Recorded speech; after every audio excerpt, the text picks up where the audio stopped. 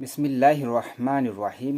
ওমর ইবনুল খাত্তাব রাদিয়াল্লাহু থেকে বর্ণিত, তিনি বলেন, রাসূলুল্লাহ সাল্লাল্লাহু আলাইহি ওয়াসাল্লাম নিশ্চয়ই কর্মফল নীতি অনুযায়ী নির্ধারিত করে থাকে। মানুষ যে নিয়তে কাজ করবে সে অনুযায়ী প্রতিফল পাবে। সুতরাং যে ব্যক্তি আল্লাহ ও রাসূলের সন্তুষ্টির জন্য হিজরত করবে সে হিজরতই আল্লাহ ও রাসূলের জন্য অনুষ্ঠিত হয়েছে বলে পরিগণিত হবে। আর যে ব্যক্তি কোনো স্বার্থ উদ্ধারের ইচ্ছায় কিংবা কোনো নারীকে বিয়ে করার আশায় হিজরত করবে তার হিজরত সে উদ্দেশ্যেই সাধিত হয় বলে গণ্য করা হবে।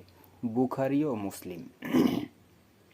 ব্যাখ্যা: প্রশিক্ষণ ও আত্মসমালোচনার জন্য এ হাদিসটি অত্যন্ত গুরুত্বপূর্ণ। নিত্যায়নই হল যাবতীয় সৎকাজের মূল।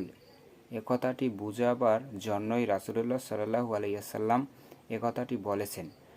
নিয়াত যদি শুদ্ধ হয় তবে সওয়াব পাওয়া যাবে, নতুবা সওয়াব পাওয়া যাবে না। এটাই হলো হাদিসটির মূল বক্তব্য।